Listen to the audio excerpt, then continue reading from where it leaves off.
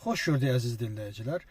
Deməli, mən bir məsələyə diqqət yetirmək istəyirəm. Bilirsiniz ki, mən dünənlərə məlumat vermişdim ki, Suriya ərazisində, Tarsus istiqamətində, Laskiya istiqamətində, deməli, orada Bəşər Əsədə tabe olan, əsasən də Xamneyinin əmri ilə, İranın əmri ilə bu gün hərəkətə keçən hücrələr vardı. O hücrələr bu gün hərəkətə keçdikdən sonra mən dünənlər bildirmişdim ki, onları qanına qəltan eləyəcəklər, onları məhv eləyəcəklər orada. Amma bu günləri isə mən deməli görürəm ki, indi Şiə qardaşlarımız, əsasən də bu İrana aid olan insanlar, Azərbaycanda da, digər yerdə də vay, gördünüz Colaninin bu işıqçıları, Şiələri qırırlar. Məsələ bax, bu məsələyə görə bunu İran eləyirdi. İran eləmək istədiyi məsələ bundan ibarətdir.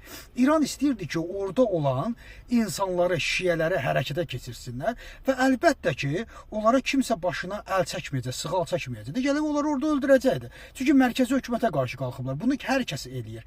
Suriyadakı qaldı ki, Suriya xalqı kimi bir insanlar isə dünəndən bunu eləyəcəkdilər. Və bununla da dünyaya göstərmək, Şiələrə göstərmək ki, vay Vəhabilər, Sələfilər Şiələri qırırlar, belə edirlər. Bunu eləyəcəkdilər. Bu bəlli idi məsələ. Bu bir. İkinci də ki, bugün Suriyada olan məsələ 80% Suriyanın Hənəfilərdir, radikal Hənəfilər və Sələfilərdir. Heç kəsin başına sığal çəkməyəcək. Bu günləri Şiələrin əlinə imkan düşmüşdü Bəşər Əsədin dövründə. Sednay həbsxanasında nə etdilər? Sednay həbsxanasında edilən zülmlər zülm deyildi.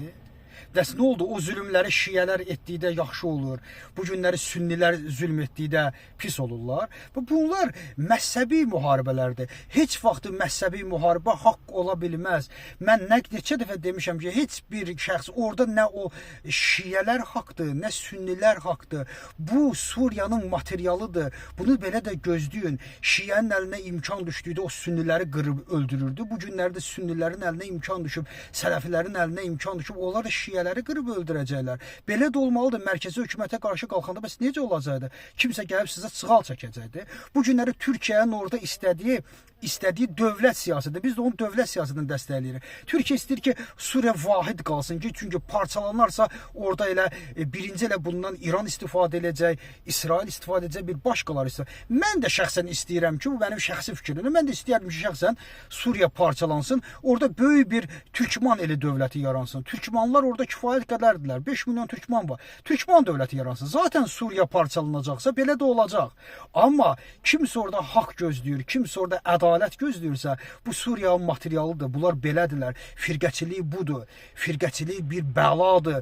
Firqəçilik İslam deyil. Nə Şiə orada haqlıdır, nə Sünni orada haqlıdır. Hər kəs bir-birinin quludur. Hər kəs bir-birinə necə deyirlər, maraqları üçün iştirak edən varlıqlardır. O onun haqqını, namusunu halal eləyir. Bu onun haqqını, namusunu halal eləyir. Əsl İslam bu deyil. Əsl İslam zaten Allahın dinidir. Allahın kitabı ilə gedən insanlar gidib orada bir-birini qırmaz. Allahın kitabı ilə gedən insanlar Şiə olub radikal olmaz, Sünni olub radikal olmaz, İşid olmaz. Allahın kitabı ilə gedən əsl müsəlmanlardır. Ona görə də mən o qardaşlara bildirmək istəyirəm ki, narahatdırlarsa orada Şiələr öldürülür. Mənim məzə bu Suriyanın materialıdır. Zaten siz Şiələr də Sünniləri öldürürdünüz. Əlinizdə o imkan vardı. Onları öldürür. Bu günlərdə o Sünnilərin əlinə imkan düşüb. Hər halda sən orada qiyam qaldırırsansa, kimsə gəlib sənin başına sığal çəkməyəcək. Qiyam qaldıranın cavabı da bu formada sərt veriləcək. Bugün bunu Türkiyə çalışır ki, bu stabilliyi orada qorusun, saxlasın və əlindən gələni də sərt şəkildə izah etməyə çalışır ki, kimsə bundan sonra baş qaldırsa, bunu da gözləyir. Bu aqibət onları gözləyir. Təşəkkür ederim diqqətinizə görə.